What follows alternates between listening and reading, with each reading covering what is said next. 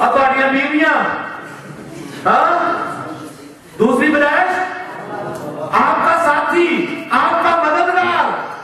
तेरे मददगार जरा वो ही लत खींची जा पिछों, फिर मदद होएगी नहीं खावन की। हाँ, फिर रोज हाँ, यही होगा। और ये फुकदान क्यों है? ये इसलिए कि मेरे लोग अदमे मार्फत की वजह से हलाक हुए, खुदा की बख्शिश की वजह से कि वो उनके दरमियान नहीं है, जिसकी वजह से हलाकत में जा रहे हैं। घरों में बरकत नहीं है, घरों में लड़ाई झगड़े हैं, बच्चे नाफरमान हैं। क्यों है? कि घर के अंदर कलाम ही नहीं। सुबह का आवाज टीवी से, सुबह का आवाज जो हो अखबार से, रात को सोने तक ठहर जाता तेन बकरी दुआ दी गई हुई है, स्टार प्लस लगा हुआ है। फुकदान क्या है? मेरे लोग अदमे मार्फत की वजह से, हालेलुया। और दूसरी पैदाइश कौन सी है जी? अब तीसरी पैदाइश कौन सी? तीसरी पैदाइश, हाँ जी, नहीं, तीसरी औलाद जो है, हम सब जो यहां सामने मौजूद है, मां और बाप के मिलाप से जो पैदाइश होती है, जो हम सब एक दूसरे के मां बाप के पैदा होते हैं घर में, ये तीसरी पैदाइश है। ये कौन सी है जी? तीसरी पैदाइश, जिसके वसीला से पूरी दुनिया में दुनिया ही दुनिया, लोग ही लोग हो रहे हैं और है सारे नाफरमान। हाँ? वो किस लिए नाफरमान है? हाँ, बताना चाहता हूं कलाम कदस के मुताबिक नाफरमान क्यों है? क्योंकि हमारे जद्दे अमजद ने, हमारे जो जद्दा अमजद था, आदम ने नाफरमानी की। बोला, कहा गया कि तू सारी चीजों का फल खाना, लेकिन एक चीज को ना छूना। लेकिन इस हुक्म को उसने माना नहीं, तो सारे की हुए ना। हाँ, तो तीसरी पैदाइश कौन सी है जी? तीसरी पैदाइश आदम की औलाद, मां और बाप के मिलाप से जो औलाद पैदा होती है, ये तीसरी पैदाइश है। अब चौथी पैदाइश, चौथी पैदाइश, ये दुनिया आलम में एक अनोखी पैदाइश थी कि जिसमें साइंसदान जो थे, उनकी अकल जो है वो दंग रह गई। दुनिया आलम के जो फलसफा अंगेज लोग थे, वो इस बात से हैरान हो गए कि ये मुमकिन नहीं कि कोई भी कुंवारी हामला हो। ये कौन सी पैदाइश थी जी? चौथी पैदाइश। ये खुदा की बख्शिश थी।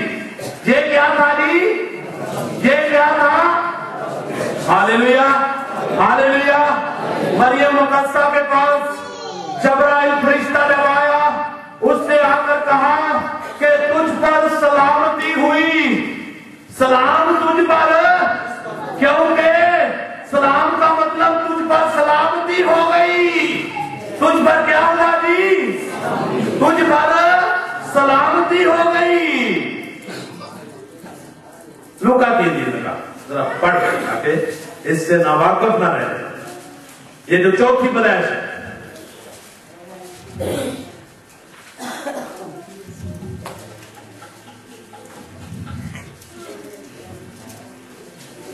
पहला बाब 31 है, ओके 28 है से पढ़े तो ज्यादा। और फरिश्ता ने उसके पास अंदर आकर कहा, और फरिश्ता ने उसके पास अंदर आकर कहा, सलाम तुझको, सलाम तुझको, तुझको सलाम, तुझ पर सलामती हो गई है। हाँ जी, आगे। जिस पर फजल हुआ है, जिस पर क्या हुआ है? जिस पर क्या हुआ है?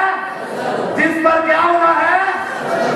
और वो फजल आप सब पर भी हुआ है। वो क्या हुआ है? ये वो फजल, वो फजल। अच्छा, एक और बात बताना चाहता हूं। यूहन्ना की इंजील निकालना है, इसको दोबारा पढ़े। यूहन्ना की इंजील उसका पहला पाठ,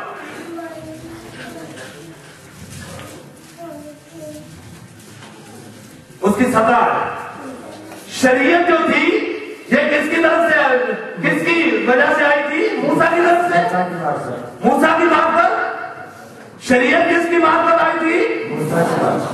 शरीयत किसकी मार्फत आई थी? किसकी?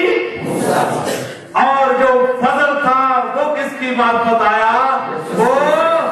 वो किसकी मार्फत आ? पढ़े जरा ताकि लोग वापस बोले। इसलिए कि शरीयत तो मूसा की मार्फत दी गई, मगर फजल और सच्चाई यीशु मसीह की मार्फत। हालेलुया। खुदा की बख्शिश के वसीला से आप सब पर क्या वो फजल हुआ, और सच्चाई और फजल जो है ये किसकी वजह से आए, किसकी मार्फत आए? खुदावंद यीशु मसीह की वजह से। और चौथी पैदाइश दुनिया आलम में हर इंसान को दंग कर देने वाली पैदाइश थी, क्योंकि यहूदियत में ये दस्तूर था कि कोई भी कुंवारी हामला इससे पहले ना हुई थी और ना आइंदा होगी, और वो अपनी लड़कियों की बड़ी हिफाजत करते थे माँ बाप। अगर कोई औरत, कोई लड़की जिसकी शादी होती थी उसके कोई भी कुंवारापन का निशानात नजर नहीं आते थे, उस लड़की को संसार कर दिया जाता था और उसके माँ बाप को उस कबीले में से बाहर निकाल दिया जाता था, क्योंकि उन्होंने अपने बच्चियों की हिफाजत नहीं की। इसलिए जब वो फरिश्ता ने आकर मरियम मुकद्दसा को सलाम कहा तो मरियम मुकद्दसा घबरा गई। क्या हुआ जी? इसलिए घबरा गई कि मैं तो मर्द को जानती नहीं, अगर मुझे मेरा इस बात का किसी को इल्म हो गया, मेरे खामुद को जिसके साथ मेरी मंगनी हुई है, तो मुझे तो संसार कर दिया जाएगा। लेकिन फरिश्ता ने जवाब दिया, ये मेरा हुक्म नहीं है, ये मेरा पैगाम नहीं है, ये पैगाम तो मुझे खुदा की तरफ से मिला है। शरीयत किसकी मार्फत आई थी? मूसा की मार्फत। और फजल और सच्चाई किसकी मार्फत आई? किसकी मार्फत से आई? और खुदा की बख्शिश, ऐसा खुदा ने दुनिया से ऐसा प्यार किया कि अपना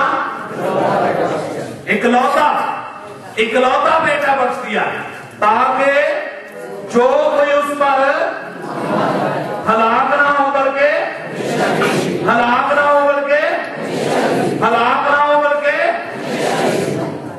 हमेशा की पैदाइशें कितनी हो गई? पहली कहनी है जी